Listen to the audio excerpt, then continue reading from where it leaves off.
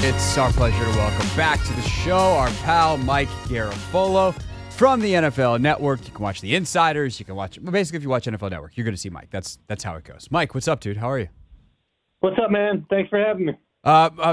Always appreciate your time. I know you're super busy, except for those, 38 seconds of the year where the NFL is not on fire. So I'm glad we could find, like 35 of those seconds here in mid-May. There you go. Happy to share them with you. So I want to talk about the Commanders and kind of how what their first couple of months here under Adam Peters has been received around the league here in a few. But the biggest story in the league to me right now, the most interesting story, is what's going on in New England. And this is a time of year for folks that in the audience who may not know, where a lot of movement happens and the scouting side of organizations post-draft. But typically, a general manager move happens more along a timeline where Adam Peters was hired for Washington and most others were, either late December or early in January. So what's going on in New England that they're now embarking on some kind of general manager search just days after they used the number 3 overall pick on what they hope to be their franchise quarterback of the future? Well, when they made the decision to go with Elliott Wolf, there was talk of did they basically duck the Rooney Rule by giving him control over personnel but not giving him a GM title.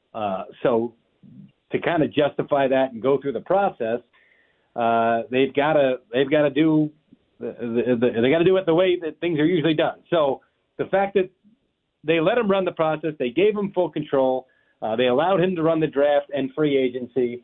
He basically was their general manager, and now they're going through the process of hiring an actual GM and conducting the interviews, and again, having to fulfill that Rooney Rule requirement, which means 2 minority candidates, the same thing that everybody, including the Commanders, has to go through when they usually do this stuff back in January. So what kind of power then will the person in New England have, and who is lining up to take that job if they know that Elliott Wolf is the one really in charge? Yeah, I mean, that's why you've had some guys that have turned down the interview because they feel like it's just basically to fulfill the requirement. And it's a double-edged sword sometimes. It's like you want to be able to go through the process and show that you're a person that teams are interested in talking to, but you also don't want to just serve yourself up knowing that how could this guy have run free agency, run the draft, gotten himself a franchise quarterback, which Robert Kraft wanted to happen, and then not get the full-time job, right? So that's kind of why it's sort of an odd process in some ways. We've seen this happen before. I mean, I remember way back when Andy Reid got the job with the Chiefs and everybody knew it was going to be John Dorsey, and guys were going on interviews, and it was like, well, why are we even doing this? Because we know it's already been reported, and the Chiefs are like, no, we're going to go through the process. Don't worry, which is kind of what the Patriots are doing now. But everybody expects us to land on Elliott Wolf again, especially after he accomplished everything he needed to accomplish in the last 5 months or so leading up to this point of the process.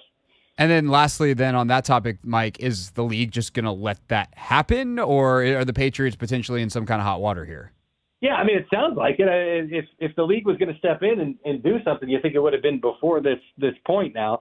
And again, the Fritz Pollard Alliance over the years has, which is the alliance to promote and encourage minority hirings, over the years has, when it comes to these, said, well, look, we got to sort of play along here, and we've got to sort of continue with the process because we appreciate the fact that, minority offerings or interviews, are being offered up here.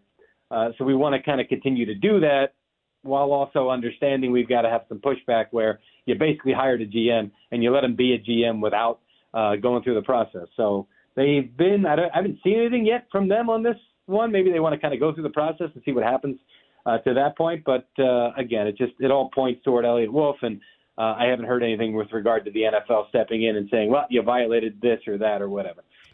Mike Garafolo, NFL Network, with us here on the Hoffman Show. So Adam Peters, obviously pretty widely well-reviewed so far in terms of the job that he's done with the Commanders from everybody that's speaking about things publicly. As you talk to folks around the league and Washington comes up, what's the vibe on what Peters and Quinn have accomplished here in their first, 5 months on the job?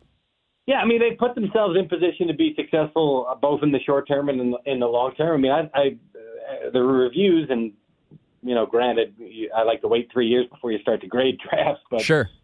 business that we're in. But the reviews on the draft are they just absolutely knocked it out of the park. And then what they did in free agency was, again, give themselves guys that they feel like can contribute right away, and also be the bridge to the future in some cases as well. Guys that can help lay the groundwork for the kind of work ethic and the kind of football that you're trying to play there. So just a lot of positive reviews from folks around the league with what they've done. It should be a competitive division. I mean, I would say the Giants are going to be better, but I thought that last year, so I guess the jury's out until we finally see the Giants actually be better. But you know what the Eagles are going to do. You know what the Cowboys are going to do. The question is, can Washington just kind of be a spoiler this year, or can they win themselves enough games to kind of get themselves in the mix? I see them as at least around a 500 team, particularly with an experienced head coach that you think would allow this team to kind of hit the ground running. Yeah, definitely. I think it's going to depend on how well the defense plays and what kind of burden is on whoever they put at quarterback, and presuming that's going to be Jayden sooner rather than later, and then obviously what they get from that position always. When it comes to Daniels, I'm curious for someone who's as plugged in as you are, which is as plugged in as anybody. We kind of entered, I think those of us that cover the league year round, we entered January in this draft process being like, all right, Caleb Williams, Drake May, then Jayden Daniels, and on down the list.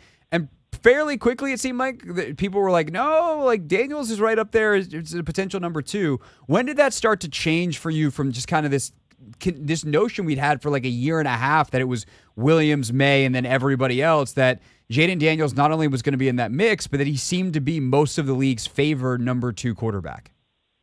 Yeah, I mean, he played himself into it. I remember years ago, the guy that won the Heisman Trophy wasn't necessarily a high draft pick or a highly touted NFL prospect, but recently it seems like these guys that wind up winning the award are thrusting themselves right into the conversation for the top pick, or around the top pick.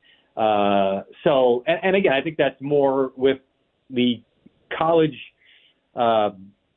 aspect of things, the college offenses, being something that we've seen translate to the NFL level more. So the guys that are running those systems are now the guys that are basically going to fit into the NFL a lot better. So from Baker Mayfield to Kyler to Burrow to all these guys that have won it, at Bryce Young, who went first overall, it's now becoming that bridge. So you play yourself into that. So throughout the course of the season, and honestly, what I saw from him, I was like, damn, this guy's impressive. It might even be my number 1, because at the time you kind of get sucked into the results with what happened at USC with Caleb, but there was more that went into that than just Caleb himself. And, I think through the draft process, the combine, his pro day, even after he was selected, you saw the demeanor from Caleb, and you're like, all right, that's a guy I can kind of rally behind. So I understand where the Bears are coming from with the number 1 overall pick. But just watching Jayden last year and what I saw on the field, that dude's electric, and you could see that translating, particularly in Cliff Kingsbury's offense. Yeah, no doubt. What's your favorite Jayden Daniels story or anecdote you picked up throughout the process? I think it was that moment of where we thought that visit was not great, and what's going to wind up happening after that, the rumblings of, it didn't go great, and he's going to maybe make it be clear that, he doesn't want to be in Washington. And the more I understood of it, the more that the kid was just chill and just kind of rolling with it, and just like, hey, it's a draft process. I did what I can. Wherever I wind up being selected, I'm happy to go there. I'm going to be enthused to go there. And that the vibe from him on that visit, from the Topgolf thing all the way through the point where he did, from my understanding, ask Adam Peters, why did you bring in all the quarterbacks at once? And my understanding was Adam Peters told him, I'm glad you asked that question, and gave him an answer, which that person that told me that said, I'm not going to give you the answer that Adam Peters gave him, but we could all kind of parse through the information and realize it was, let's see them all together. Let's see them in their environment. Let's see who can kind of, be the alpha male or the guy that people gravitate to. And, it seems like that whole visit, much as some folks started to make it seem like it was kind of weird, was actually a good thing. It was actually solidifying things for Washington. Yeah, and the last thing I'll ask you real quick on the way out here, Mike, is about that visit. I feel like there's some things we learn about, and often, obviously for us, it's the NFL, but sports in general, and the way business is done, that we hear it sometimes from the outside, and we're like, what is that? And then the more you either think about it or the more you learn about it, you realize, no, that's just the way things are done. And as this visit goes, we hear like, oh, no, they did this in New England. They did this in San Francisco. Like a lot of teams do varieties of this, the recruiting trip style visit. Is this something that in your years of covering the league that you'd heard of before? Or is this something you kind of learned was more normal or at least happening more than we'd heard about it after things kind of bubbled up and blew over with this quarterback version of it? Yeah, well, yeah, but you don't often see it when it comes to the top quarterback. Sure. So that was the thing that was different that really threw people for a loop. And I remember, and listen, it can go the wrong way. Who the heck was the kid that? Oh my God, N'Keal Harry.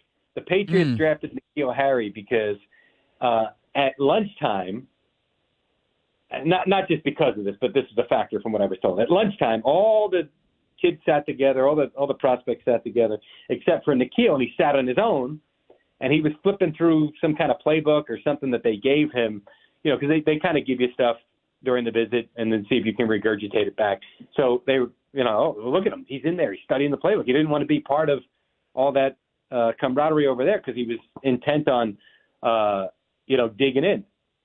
Turns out it was more like he's I don't want to say a loner, but the kind of guy who he wanted to be away from that scene right there and be on his own, and he was flipping through the things because that's all he had in front of him or whatever. So it wasn't necessarily a indication that this kid dives into the playbook and he's all about the X's and O's and grinding and all this stuff. He wanted his personality. He wanted it. So sometimes you can misread this stuff, But again, it's rare to see it with some of the top quarterbacks. That's actually a hilarious story because it perfectly encapsulates why so many people come out, especially recently, of New England miserable. And it's like, no, you want the guys that are together having fun. That's the point of the group visit, not the guy who hasn't learned the things he should have and is studying at the lunch table when the test is in whatever period it comes after lunch. Anyway, Mike Garafolo, you can catch him, NFL Network, The Insiders, weekdays, and all their other shows. Great NFL insider. Mike, always appreciate your time, man, and I'm sure I'll run into you at some point down the line during, whether it's spring ball or somewhere in the season.